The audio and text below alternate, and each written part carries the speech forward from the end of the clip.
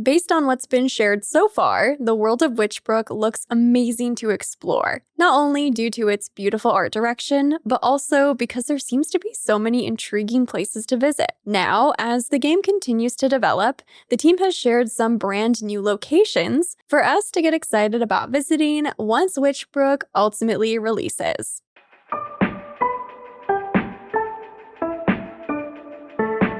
Hello friends, Sarah Sunstone here, and welcome back to Thinking Out Loud.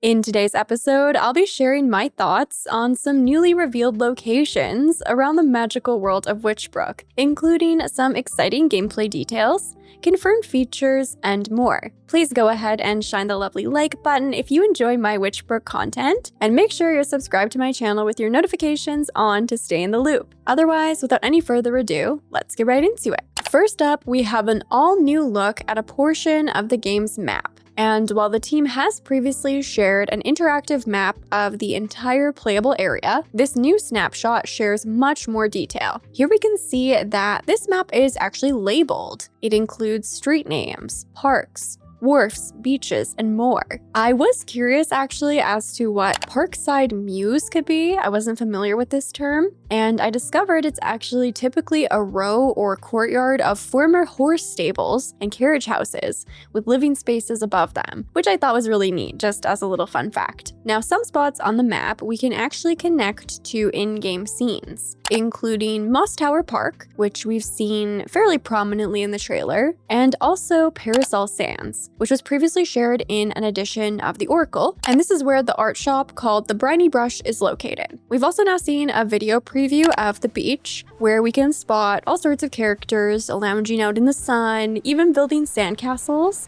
and just soaking up the vibes. I also love how the player character is holding an ice cream cone. I just love those handheld items, and they seem to be enjoying their time off from studies, admiring the beautiful water, and having a seat. So if we haven't already confirmed it, sitting seems to definitely be confirmed. On this map, we can also spot a variety of tiny icons that likely indicate important points or people of interest. Here in Moss Tower Park, we can see an icon that likely represents the purple-haired NPC who we've spotted on numerous occasions, including in the game's cover art. There's also another icon that likely represents Pip Marin, one of the confirmed NPCs who seems to be hanging out by Fresnel Road. In terms of confirmed locations, we can spot an icon for the Calico Clothing Boutique on the corner of Whitecap Esplanade and Pepper Street. And further down Pepper Street appears to be Wildflower, which we have spotted in the trailer, and is where we can acquire seeds, houseplants, and supplies.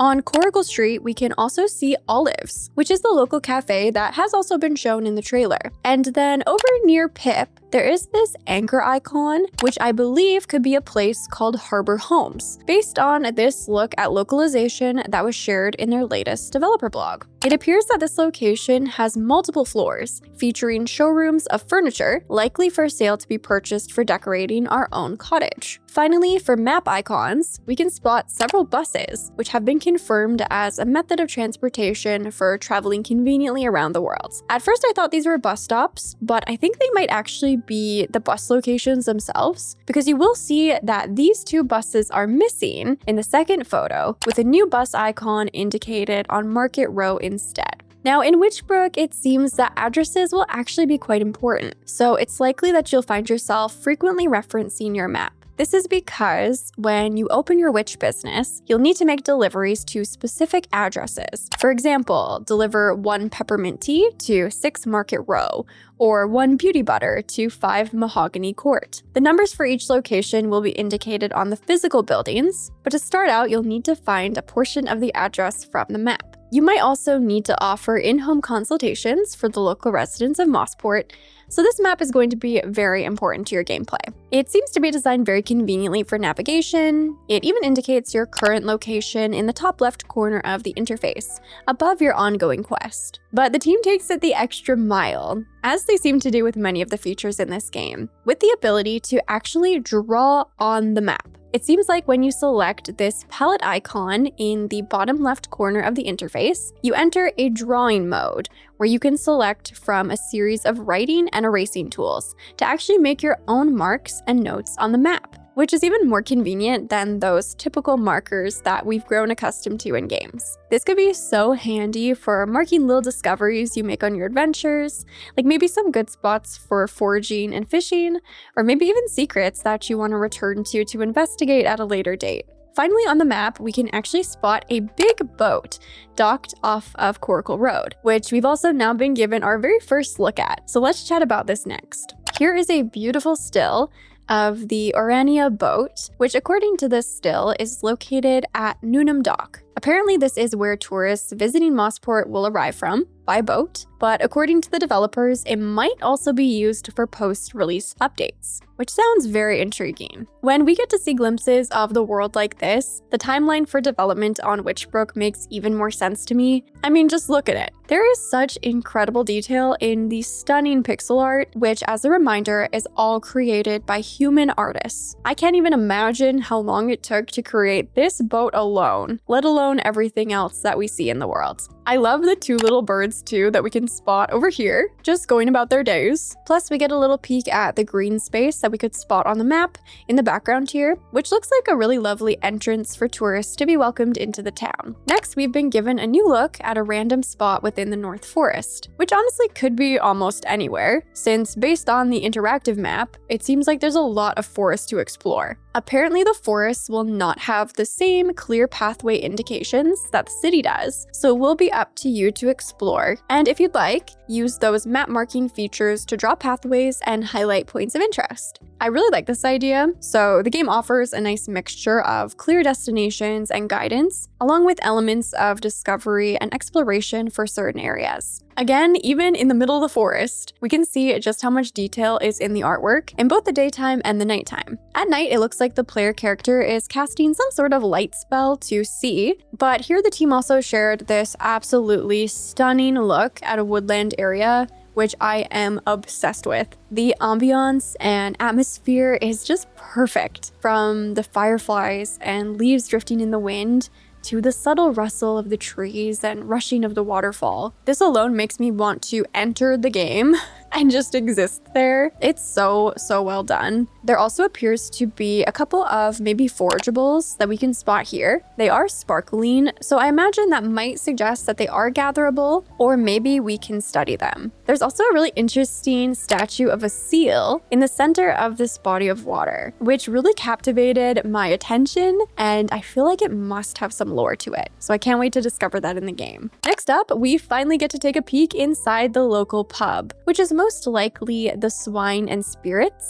based on one of the adverts found in a previous edition of the Oracle, which matches perfectly with the design found on the carpet in the center of the room. The team totally nails the warm, cozy vibes that seem just perfect for a social hub, where hopefully you can run into your coven mates outside of your studies, and perhaps even spend time with your friends if you're playing in multiplayer. We somewhat recently learned that managing your character's well-being is actually an important part of gameplay and your life in Witchbrook. So I do wonder if spending time here could help contribute to this metric, as long as you're not spending too much time here to the point that your studies are suffering. It also looks like this pub has its own patio, which would be great for outdoor sips, and apparently the TV actually has channels that change on a schedule. It's details like this that make me even more excited to literally live in this world. Another charming looking establishment that has now been revealed is a place called Pine Dining, which appears to be located somewhere in the outskirts of town,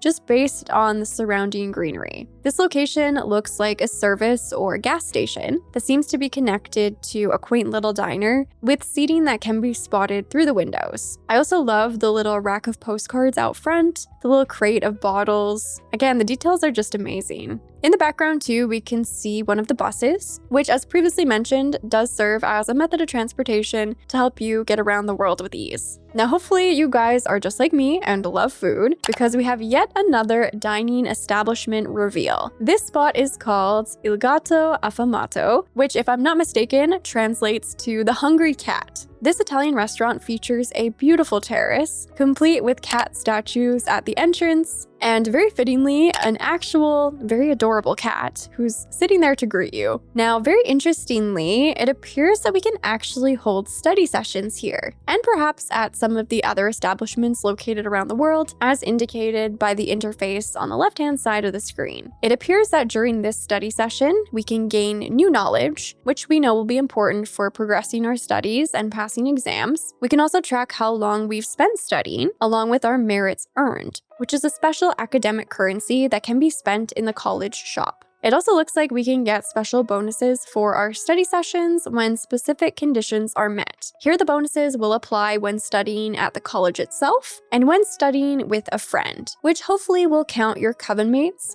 as well as your friends if you do play in multiplayer. I imagine it would count in either case because many folks will be playing this game in single player while others will opt for multiplayer. So it would definitely be nice to have several options to get this bonus. Now, perhaps the most mysterious new location reveal is this beautiful forest cabin. Now, this isn't Shadbrook Cottage, which is the cottage confirmed to be ours for decorating, so this could definitely be something like an NPC home. It appears to be located next to a body of water and features a lovely looking garden. I know I've already said it so many times, but again, the details here are just so lovely. From the twinkle lights and the flowers to the patio furniture, the moss-covered rooftops, and more. The more I see of the world of Witchbrook, the more excited I get for just getting into the game, playing it, exploring, honestly, just having a seat and soaking up the atmosphere. So there you have it, friends. Those were the latest new location reveals from the Witchbrook developers. And as a reminder, the game does not yet have a confirmed release date, but I'll personally be happy to continue waiting until the game is ready for that big milestone.